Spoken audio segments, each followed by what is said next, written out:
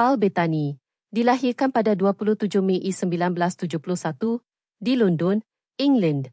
Ialah seorang pelakon Inggeris yang diiktiraf atas kepelbagaian wataknya dalam pelbagai genre, daripada drama indie hingga filem blockbuster besar. Awal kehidupan dan permulaan kerjaya. Bettany memulakan kerjaya lakonannya di atas pentas, menerima latihan klasik di Drama Centre London. Beliau membuat penampilan sulung di West End dan menghabiskan musim bersama Royal Shakespeare Company, mengasah kemahirannya dalam produksi Shakespeare. Beliau mula mendapat perhatian pada akhir 1990-an dan awal 2000-an dalam filem-filem British. Kejayaan dan peranan terkemuka. Peranannya melancarkan beliau ke perhatian antarabangsa termasuklah watak Geoffrey Chaucer yang eksentrik dalam filem A Night at Stell, 2001, dan Charles Herman, seorang teman khayalan Russell Crowe, dalam filem A Beautiful Mind, 2001, yang mana beliau menerima pencalonan anugerah BAFTA untuk pelakon pembantu terbaik. Beliau terus membina reputasi sebagai pelakon watak yang kuat dalam filem-filem seperti Master and Commander, The Far Side of the Well, 2003, dan The Da Vinci Code, 2006. Peranan dalam Marvel Cinematic Universe.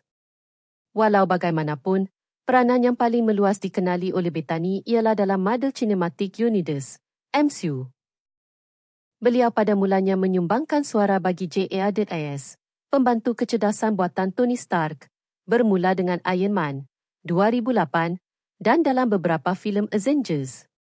Peranannya berkembang secara signifikan apabila beliau mula melakonkan watak Dishon, sebuah android synthezoid yang berkuasa, bermula dalam Avengers, Age of Ultron, 2015. Beliau mengulangi peranan Dishon dalam Captain America, Civil War, 2016, dan Avengers, Infinity War, 2018. Persembahannya dalam siri Disney dan WandaVision, 2021, meraih pujian kritis yang meluas dan pencalonan anugerah Emmy Premier Team. Usaha pengarahan dan kehidupan peribadi.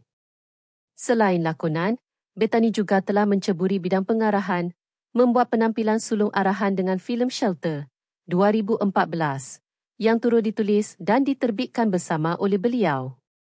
Beliau telah berkahwin dengan pelakon Jennifer Connelly sejak tahun 2003 dan mereka mempunyai 2 orang anak. Paul Bettany dihormati kerana keupayaannya untuk membawakan pelbagai watak dengan mendalam dan nuansa, menjadikannya seorang pelakon yang dicari dalam industri filem.